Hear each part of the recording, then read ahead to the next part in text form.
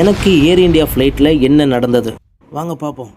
மனுஷனுக்கு பல கஷ்டம் இருக்குது. அதில் ஒரு கஷ்டம் தான் டே 2 போடுறதுக்கு முன்னாடி டக்குன்னு இந்தியாவிலேருந்து துபாய்க்கு வரேன். அது வேறு ஒன்றும் இல்லை. இப்போ வந்து பார்த்துட்டிங்கன்னா என்னடா டக்குன்னு ஃப்ளைட்டை காட்டுறான்னு பார்க்காதீங்க. ஆமாம், இந்தியாவிலேருந்து கிளம்பிட்டேன். நான் புறப்பட்டு இப்போ நான் துபாய்க்கு போயிட்டுருக்கிறேன். நான் துபாய்க்கு போயிட்டு உங்களுக்கு அப்டேட் பண்ணுறேன். நான் இப்போ போகிறது ஏர் இந்தியா ஃப்ளைட்டு. எல்லாம் பயத்தோடு உட்காந்துருக்குறாங்க இந்த இருட்டுக்குள்ளே.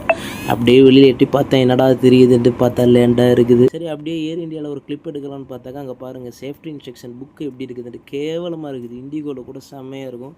ஆனால் இப்படி நசுக்கி மக்களுடைய இந்த அழுக்கெல்லாம் பட்டு அவ்வளோ பேக்டீரியாவோட இருக்குது பார்க்கும்போது. இதெல்லாம் பார்க்கும்போது என்னடா இவங்க இப்படி வச்சுருக்காங்க, திருந்தவே மாட்டாங்களா? லெக் ஸ்பேஸை பார்த்தா இடிக்குது. நான் வேறு தொப்பை உள்ளவனா, தொப்பை வேறு இடிக்குது. அப்படியே இங்கிட்டேட்டி பார்த்தா பேக்கேஜ் இருக்கும்போது தூக்கி போட்டு உடைக்கிறானுங்க. என் லக்கேஜெல்லாம் தம்சம் பண்ணி விட்டானுங்க. காய்ஸ், இந்த மாதிரி அதிகமான துபாயோடைய அப்டேட்ஸ் அண்ட் அதிகமாக என்னென்னலாம் இங்கே ஜாப் இருக்கும் அப்படின்றத நான் கண்டிப்பாக உங்களுக்கு அப்டேட் பண்ணுறேன். மறக்காமல் ஃபாலோ பண்ணிக்கோங்க. யூடியூப்பில் இருக்கிறவங்க சப்ஸ்கிரைப் பண்ணிக்கோங்க. என்ன கஷ்டம்ன்ட்டு நீங்கள் தெரிஞ்சுக்கணுன்னா கமெண்ட் பண்ணுங்கள். கண்டிப்பாக அதுக்கு ஒரு தனி வீடியோவை நான் யூடியூப்பில் அப்லோட் பண்ணுறேன். Stay tune.